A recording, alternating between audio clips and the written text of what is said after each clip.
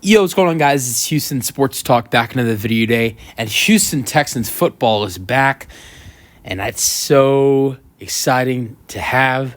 Not just Texans football back. Texans football matters, but football in general is back, and so we're gonna see Texans football back today against the Chicago Bears in the Hall of Fame game.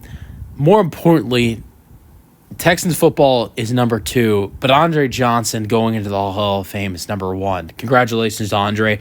Can't wait to see him getting inducted into the Hall of Fame on Saturday and hear his speech. That will be awesome.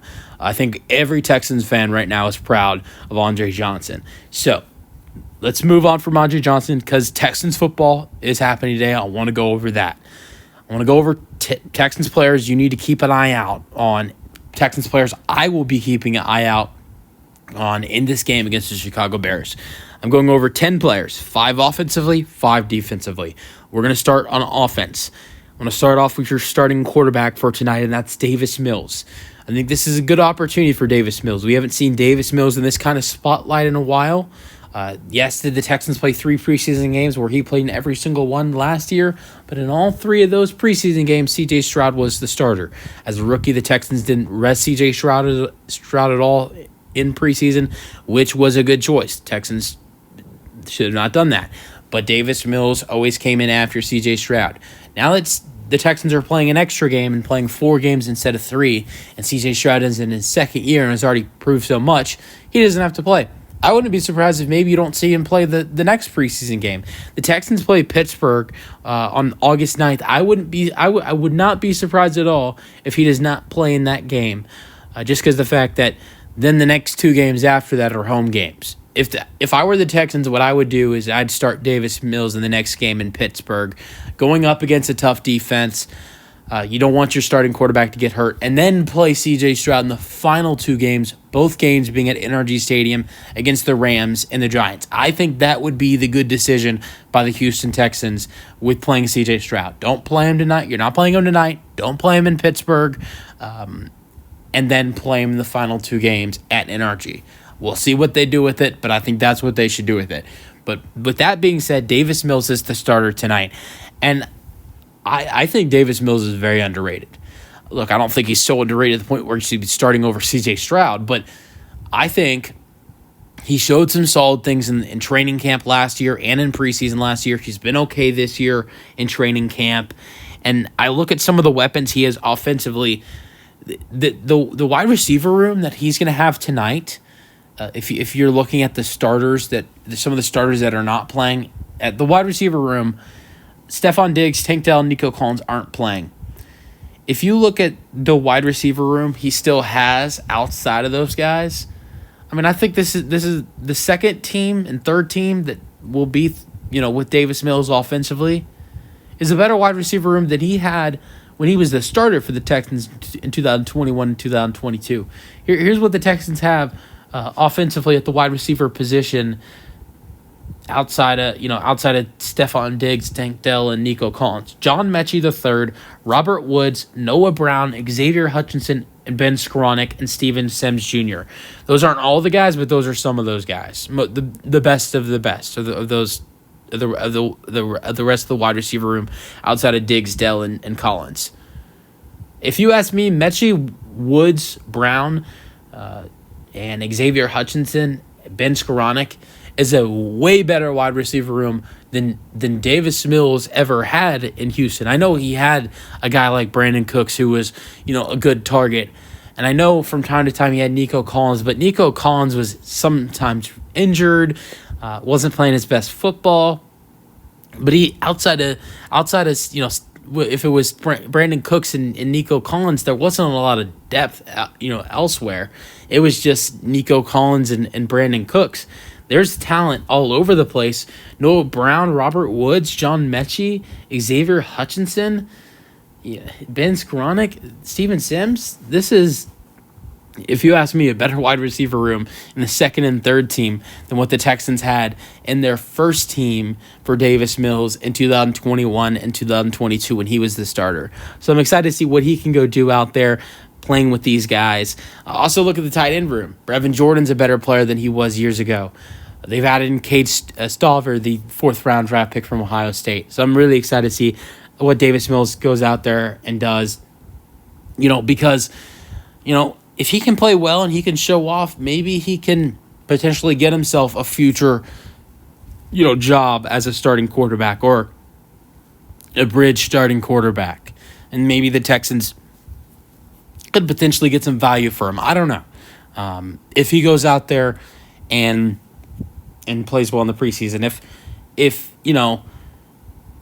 a team later down the road at the trade deadline needs a quarterback, thinking about trading for a quarterback, and they're looking at teams' backups, and they come across Davis Mills, and Davis Mills he had a good preseason, they're gonna potentially look at trading for him. So we'll see how Davis Mills goes out there and plays tonight. And it's in the this is a national stage. It's on ESPN, ABC. So I'm excited. Next, I want to get to Dameon Pierce, the second offensive player. I think Dameon Pierce, I think he's gonna get some carries tonight. I would expect him to potentially get, if I had to guess, I'd say he gets in the area of 4 to 7 carries. I'd say maybe more realistic range is 5 to 7. He is the backup running back, but he has been a starter before and going in his 3rd year. But I'm excited to see what he does. After a bad year last year, he's had a good camp. The coaches and the staff have been praising him, so I'm excited to see what he goes out there and does. Next, I want to go to a wide receiver, and that's Xavier Hutchinson. I'm really excited to see Xavier Hutchinson out there tonight. The pressure is on him. It was there. He had no pressure last year because he was a rookie. He was a 6th-round pick. They weren't going to cut a 6th-round pick. But now going into this year, they have Stephon Diggs, Tank Dell, Nico Collins, John Mechie III, Robert Woods, and Noah Brown. Last year, D'Amico Ryans put 6 wide receivers on the initial 53-man roster in 2023. I don't think that's going to change to 7 this year. Maybe I'm wrong, and maybe he bumps it up to 7, and there's another position that doesn't have what they had last year. Like I would expect D'Amico Ryans and the Texans to potentially have the roster exactly how it was last year. Maybe not, but to the point where position wise, where there was 5 running last year. There was 5 running backs and fullbacks. There was 3 quarterbacks. There was 6 wide receivers. There was like 8 or 9 offensive linemen. I think there were 9 defensive linemen. Like that. And I don't see the Texans having 7 wide receivers on their 53-man roster, initial 53-man roster. I could be wrong. We will see. But he needs to make some noise if he wants to potentially make the 53-man roster. I think he definitely has some pressure. You could potentially beat out a Robert Woods. I don't see him taking anybody else down in the top 6 I named with Diggs, Dell, Collins, Mechie, Woods, and Brown. You could play well enough to the point where the Texans decide to release or trade Robert Woods potentially, but I think there's a lot of pressure on Xavier Hutchinson, but this is his chance to play well with no starters playing like Stephon Diggs, Tank Dell, and Nico Collins. So I'm excited to see what Xavier Hutchinson does in this game tonight. I want to go to another wide receiver, and that is Jaden Yankee, undrafted wide receiver. He's a guy who has made some noise in camp. He has stuck around. Even though his brother Jackson was cut from the team, he has stuck around. I think the Texans have been waiting to see what he can do in the preseason and see what he can do in a game. I think he's a guy who, depending on his performance tonight, could be a guy who gets cut potentially. We will see what happens. But if he goes out there and plays well tonight, you could see him, make it to the next preseason game. Right now, I think Jaden Yankee's at the point where he's going to have to be fighting. He's not fighting to make the 53-man roster. He's fighting for the next preseason game. There are 12 wide receivers in this wide receiver room. I think everybody could agree he's probably, as an undrafted free agent, he is probably the first one to get cut in that list. But if he could make some noise, he could get himself into the next preseason game. That would be big for him. It's not, let me make some noise because I have the whole preseason to do this. And, I could potentially make it to the practice squad. I think he's fighting for the next game, and that could be interesting because when a guy's fighting for the next game, they're going to be playing better. I'm excited to see what he does out there tonight. And then someone who's not going to have to fight for the next game, but is going to have to fight for a roster spot, running back Cam Akers. I'm excited to see what he can do out there tonight. He's going to be that second running back that you're going to see with Dameon Pierce playing. You're going to see Cam Akers in there as well. So he'll be that second running back. I'm excited to see what he does. Because like I mentioned, the Texans last year had 5 running backs and fullbacks on their initial 53-man roster.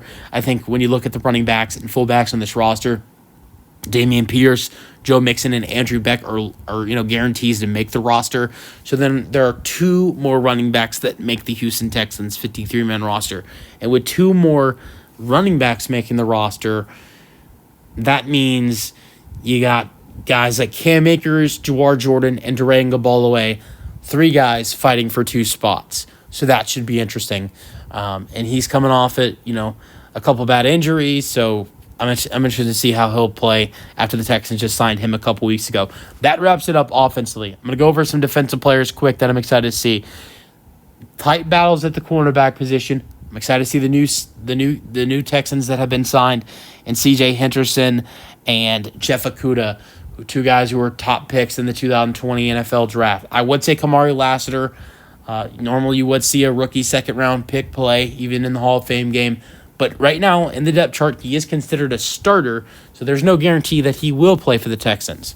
So I don't want to go over him, since there is no guarantee he will play. But C.J. Henderson and Jeff Okudah, they could still end up starters. Kamari Lassiter, he's played good in camp so far, but there is no guarantee that he will be the starting cornerback 2 next to Derek Stingley Jr. There's no guarantee because he's a rookie.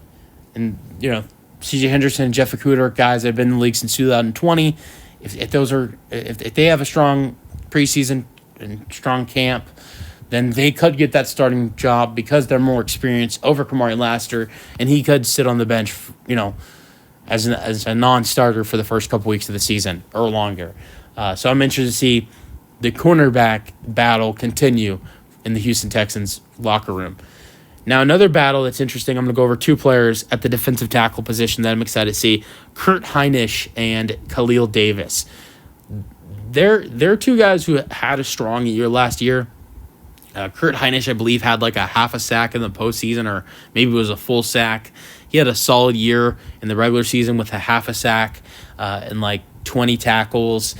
And I know Kurt Hinish actually had a very solid preseason last year. Kurt Hinish had like 5 tackles and 2 tackles for loss with 1 sack.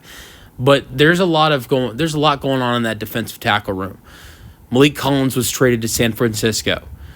Also, they have ended up, losing Sheldon Rankins. I can't remember where he signed. I don't know why I can't remember where he signed, but he left in free agency. So those 2 guys, 2 starters at defensive tackle, left. And the Texans obviously have Will Anderson at defensive end. They have Danielle Hunter at defensive end. Defensive tackle, they signed Danico Autry, who is a defensive end, but you could move into at defensive tackle position. So with Danico Autry supposed to be that starting defensive tackle, there's only 1 defensive tackle spot that would be filled. Favorites to fill that, Foley Fudukasi. But here's where it gets interesting. Danico Autry gets suspended for the first 6 games of the season. So now he's down for the first 6 games. So now you're looking at guys like Khalil Davis and Kurt Hinish, and if they continue to have another good preseason like they did last year, then potentially you could see them become a starter. One of them become a starter. Not both of them, but one of those guys become a starter. Khalil Davis is a guy who last year in the regular season had 2 sacks and 32 tackles. Looked pretty good in the preseason with 1 sack. So I'm interested to see what those guys go out there and do because there is a lot of open room in the defensive tackle position. And then my final player is rookie 3rd-round pick, Kalen Bullock. This is a guy who's been getting a lot of playing time in training camp. I think D'Amico Ryans really loves him. I'm excited to see what he can go do at the safety position drafted from USC. So that really wraps up the 10 players I'm really excited to go and watch tonight in the Houston Texans Hall of Fame game. I'm just glad that Texans football is back. Let me know your thoughts on the game in the comment section, and peace out. Go Texans.